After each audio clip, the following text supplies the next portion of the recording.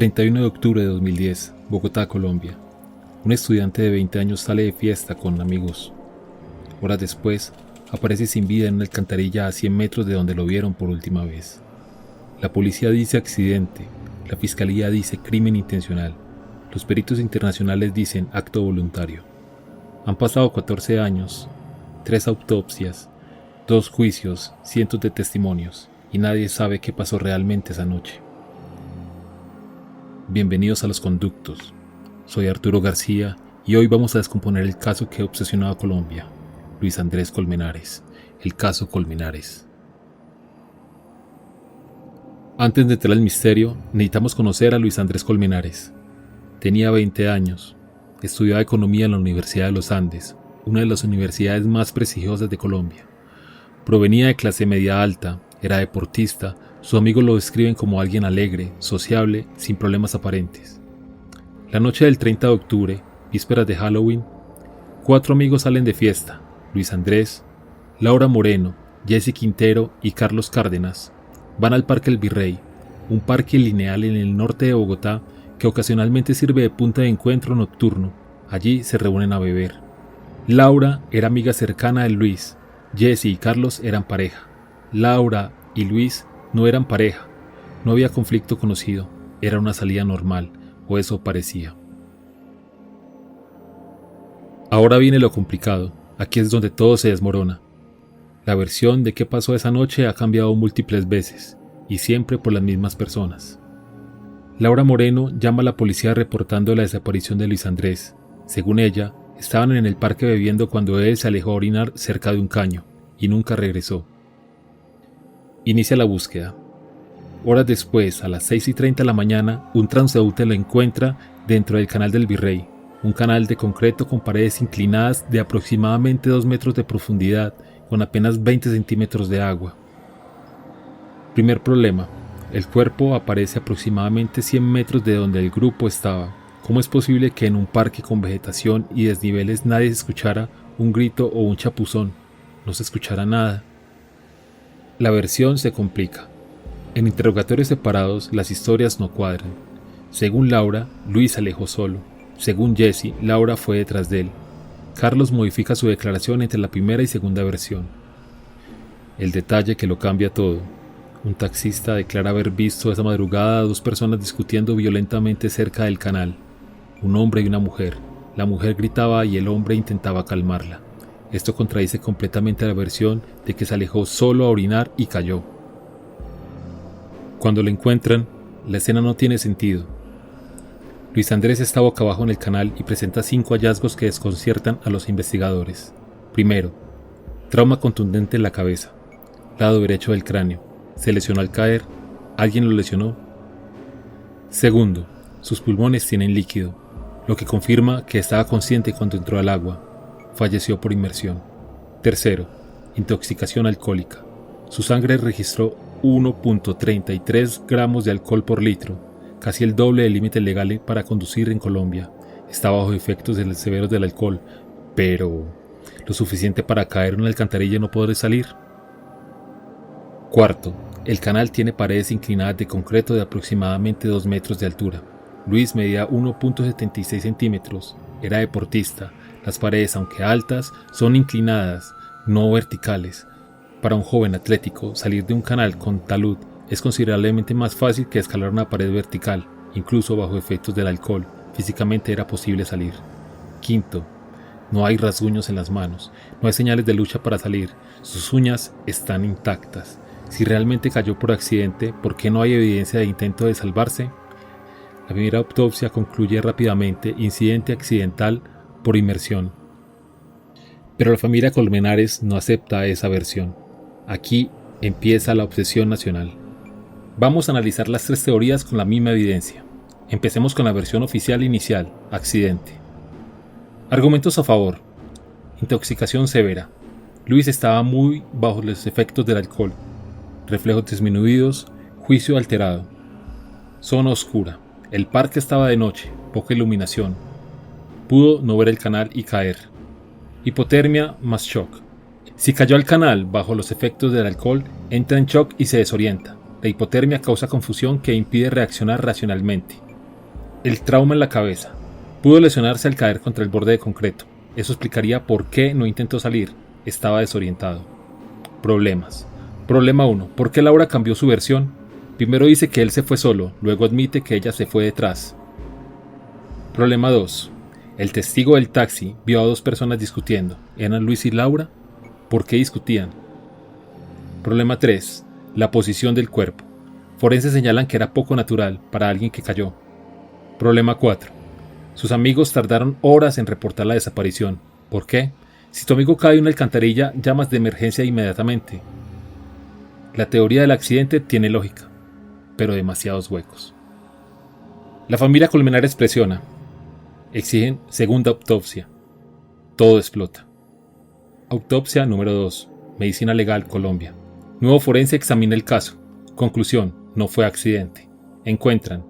Hallazgo número 1. El trauma en la cabeza es contundente, más consistente con impacto dado por objeto o fuerza externa que con caída. Hallazgo 2. Fibras bajo las uñas. No son de él. ¿De quién? Hallazgo 3. Equimosis. Lesiones en el cuello. Posible forcejeo. Con estos hallazgos, la Fiscalía reabre el caso y apunta a Laura Moreno y a Carlos Cárdenas como sospechosos. La teoría. Laura y Luis discuten. Posiblemente ella tenía sentimientos románticos no correspondidos, quizás hubo un rechazo esa noche. La discusión escala. Carlos Cárdenas interviene, forcejeo. Luis recibe un trauma en la cabeza. Queda desorientado. Pánico. Deciden dejarlo en el canal para simular accidente. Por eso Laura cambia su versión. Por eso tardaron en reportar. Por eso las historias no cuadran. Evidencia que apoya. Comportamiento post-incidente. Laura y Carlos cambian de versiones múltiples veces. Señal clásica de culpabilidad. El testigo del taxi vio discusión violenta, coincide con la teoría de confrontación. Nuevos hallazgos. Evidencias físicas que sugieren forcejeo antes del agua. Tiempo de reporte. 3 horas entre desaparición y llamada a la policía. Tiempo para construir una versión falsa, pero problemas. Problema 1. Fiscalía los lleva a juicio en 2012. Después de 3 años de investigación, el tribunal los declara inocentes. No había pruebas suficientes. Problema 2. Las fibras bajo las uñas nunca se procesaron correctamente. Evidencia contaminada. Problema 3. Las marcas del cuello. Otros forenses argumentan que son consistentes con el cuerpo siendo arrastrado por la corriente de agua. Problema 4. Móvil. Nunca se estableció por qué Laura o Carlos tendrían razones. No había historia de conflicto previo. 2012. Absueltos. Caso cerrado. Pero esto no termina ahí. La familia Colmenares no se rinde. Contratan peritos internacionales, expertos forenses de España y de Argentina. Tercera evaluación del caso. Llegan a una conclusión que nadie esperaba. Fue un acto voluntario. Argumentos. 1. Posición encontrada. Como Luis terminó en el agua es consistente con alguien que entró voluntariamente, no que cayó accidentalmente. 2. Ausencia de señales de lucha. Si alguien cae accidentalmente al agua, lucha por salir. Rasguños, uñas rotas, intentos desesperados. Luis carece de todo esto, pero si alguien entra voluntariamente, permanece quieto. 3. Trauma en la cabeza. No pudo ocurrir antes de entrar al agua o durante la entrada. 4. Testimonio psicológico. Compañeros de la universidad declararon que semanas antes Luis estaba extraño, distante, posibles señales que nadie notó. Problemas. Problema 1. Ausencia de nota. Ningún mensaje. Sin notas, sin historial de crisis. Problema 2. Acaba de estar festejando con amigos. No hay señal de crisis inmediata. Problema 3. La familia rechaza completamente esta teoría. Dicen que lo conocían y que nunca mostraría este comportamiento. Problema 4. Los peritos internacionales no examinaron directamente, solo revisaron archivos y pueden llegar a una conclusión tan categórica. 3 autopsias, 3 conclusiones, accidente, crimen, acto voluntario, misma evidencia. Vamos a analizar por qué este caso es tan frustrante. No es por falta de evidencia, es porque la misma evidencia se interpreta de 3 formas completamente diferentes dependiendo del sesgo inicial. Lesión forense número 1. Contaminación de escena. La escena estuvo mal manejada. Entre el incidente y el hallazgo pasaron horas. Hubo lluvia. Gente caminó por el área. El lugar se movió antes de que llegara el forense oficial. Escena contaminada, igual, pruebas poco confiables.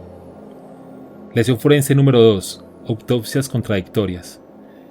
¿Cómo 3 profesionales llegan a conclusiones opuestas? Porque la interpretación forense no es una ciencia exacta, especialmente en casos de inmersión. La inmersión distorsiona, destruye pruebas, crea marcas post-mortem que se confunden con trauma ante-mortem. El trauma en la cabeza fue antes de caer o al caer. Difícil determinarlo con precisión tal solo sumergido. Lección número 3. Testimonios poco fiables. Laura, Carlos y Jesse. Todos bajo efectos del alcohol esa noche. La memoria bajo intoxicación no es confiable. Pueden genuinamente recordarla de forma diferente, estar mintiendo o ambas. El problema fundamental es que sin evidencia física definitiva, todo depende de testimonios, y todos están comprometidos. Lo que sabemos con certeza: Luis está bajo efectos del alcohol, cayó o fue llevado a un canal, falleció por inmersión, sus amigos reportaron tarde y cambiaron versiones. Lo que no sabemos: si hubo discusión real o el testigo del taxi vio otra cosa, si el trauma fue accidental, intencional o autoinfligido, por qué no intentó salir, qué pasó en esas 3 horas antes del reporte. En criminología existe un concepto: duda razonable. La justicia colombiana decidió que había suficiente duda razonable para no condenar a nadie. Pero esa duda razonable no nos da la verdad, solo nos da incertidumbre perpetua. Y eso es lo que hace que este caso siga obsesionando a Colombia 14 años después. Entonces, ¿qué pasó realmente la noche del 31 de octubre de 2010? Honestamente no lo sé, nadie lo sabe. Y esa es la lección más importante de este caso. Lección número 1. Lo que establece la ley no siempre coincide con lo que realmente ocurrió. Laura y Carlos fueron absueltos, legalmente son inocentes, pero eso no explica qué pasó. Solo indica que las pruebas eran insuficientes para condenar. Lección número 2. En ausencia de evidencia científica sólida, los casos se vuelven batallas de narrativas. 3 autopsias, 3 narrativas. La que gana no es necesariamente la verdadera, es la que tiene mejor respaldo técnico ese día. Lección número 3. El tiempo es enemigo de la verdad. Cada hora que pasó entre el incidente y la investigación seria eliminó pruebas, destruyó certezas, construyó este laberinto donde nunca encontraremos la salida. Luis Andrés Colmenares tenía 20 años. Independientemente de cómo ocurrió, accidente, crimen o acto voluntario, es una tragedia. Una vida con futuro terminada en segundos. Su familia merece respuestas, Colombia merece respuestas, pero a veces las respuestas no existen. Solo quedan preguntas que nos persiguen. Si este video te hizo pensar, dale like. Si crees que fue un accidente o crimen voluntario, déjalo en los comentarios. Quiero leer tus teorías. Y si quieres más análisis profundos de casos que Colombia no olvida, suscríbete a Los Conductos. Nos vemos en el próximo caso. Hasta entonces.